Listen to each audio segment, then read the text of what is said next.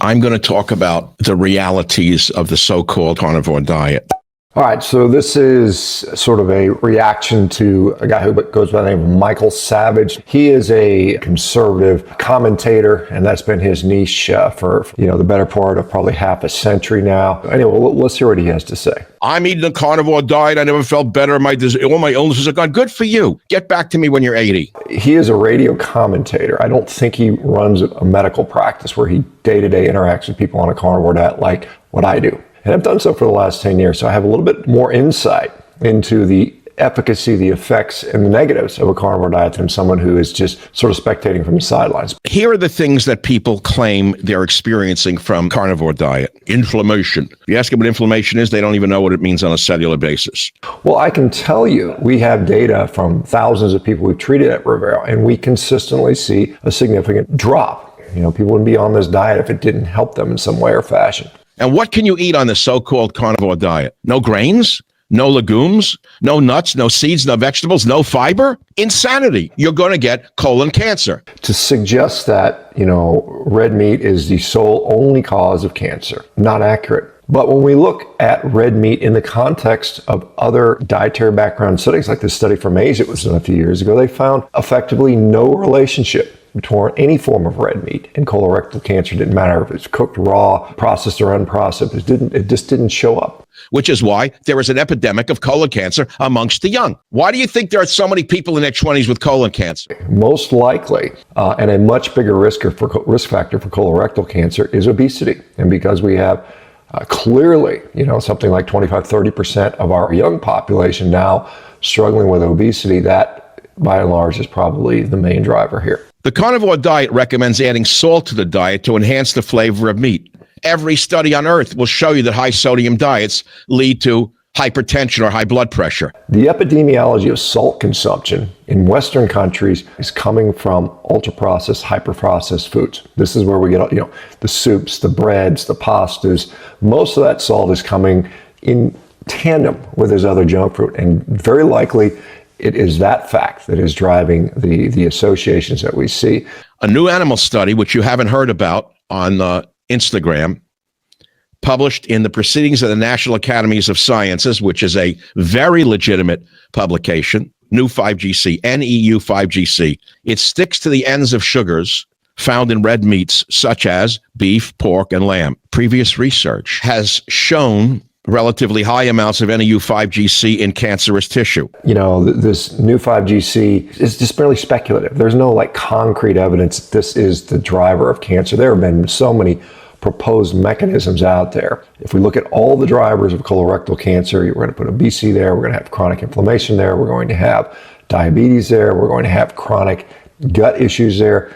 And a carnivore diet generally improves all of those conditions. If we look at our Rivero patients, those patients with IBD see significant improvements in their overall gut health. Too much protein of any kind will damage many other organs in your body. We are not made for it.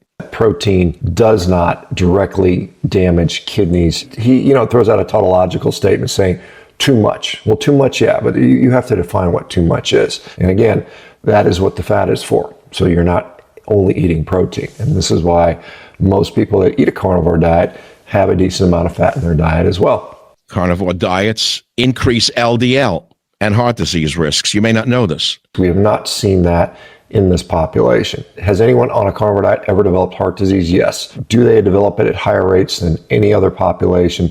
Not that we've seen. Can it cause an increase in LDL cholesterol? It can for some. It doesn't for many. For many people, it lowers their LDL cholesterol. So it's basically on a case-by-case basis. Depends on the individual and how obese they are. As people get leaner, improve their diabetes, improve their inflammation, improve their blood pressure, all of which decrease the risk of cardiovascular disease. Now you're going to tell me what the cavemen eat. You're not a caveman, you schmuck. How many times do I have to tell you, you cannot make a decision for large bodies of population based upon an Eskimo? I don't think anyone is actually proposing that. I don't think there's anyone out there recommending that the U.S. dietary guidelines recommend everybody go on a carnivore diet. I wouldn't be in favor of that. And I'm probably one of the biggest proponents of this diet because I see what it does to help people. It's simply a tool that people use to regain their health, to improve their quality of life. Hopefully, this Michael Savage guy, can understand why that is valuable to many people. Do what you want. Eat steak all day long. Eat milkshakes. Eat eggs. You're going to get sick and you're going to get cancer and you're going to die very young.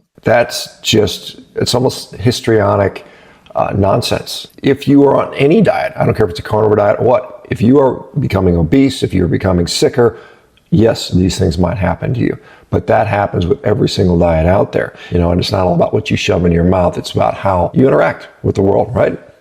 I don't care whether you eat meat or don't eat meat. I'm not in the meat business. I'm not here selling you anything. I am here for the public good. God told me to go forth and educate the public, which is what I've been my whole life, a teacher. So apparently he has divine inspiration to teach people. And I don't begrudge somebody a passion for wanting to do the right thing for people. I do the same thing myself, but I don't know that God wants us to eat a low-fat diet. I really don't. So if I tell you that the longest lived people on earth are Japanese women, they eat almost no red meat. They live on fish, vegetables, and rice. His example, and it's interesting, in Japan, they used to be vegetarian up until somewhere around the later part of the 19th century, so late 1800s.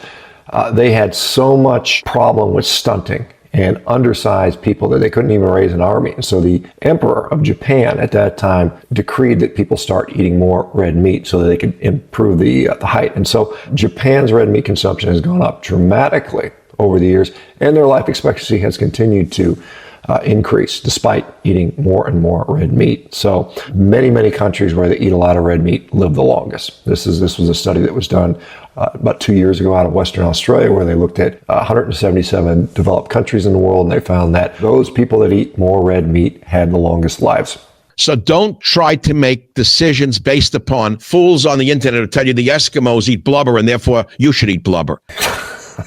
I've never had blubber. Actually, no, I've never had blubber, actually. The science teaches us, the real science, that the carnivore diet is extremely dangerous because you're strong and you can punch someone in the nose because you eat a lot of meat does not mean you know what you're talking about. The final thing he says, just because you're strong, because you had red meat, you can punch somebody in the nose. Now, many people out there that don't think that you should maintain physical fitness and strength as you get older. They think that muscle is a waste of time and working out is not beneficial. And I suspect he may fall into that category. He doesn't appear like he's someone that engaged in a lot of physical activity. Maybe he does, maybe I'm wrong. When someone starts talking about trust the science or the real science or my science, we often have to, wonder a little bit about that. At Rivera, we are literally using carnivore diets on a daily basis, not with all of our patients, mind you, but with many of our patients who will benefit from that. And we have data that is showing general improvements in health across the board. And it's pretty cool to see, pretty fun.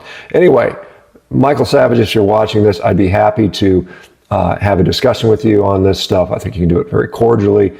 I have a different perspective. I'm someone that has some clinical insight in this stuff, and there's too many people opining on this where they don't have any direct evidence. I mean, when you start using epidemiologic studies based on Western diets, which are not even anywhere remotely close to what's actually going on in a carnivore diet, then I think you're missing the boat. All right, guys, y'all take care.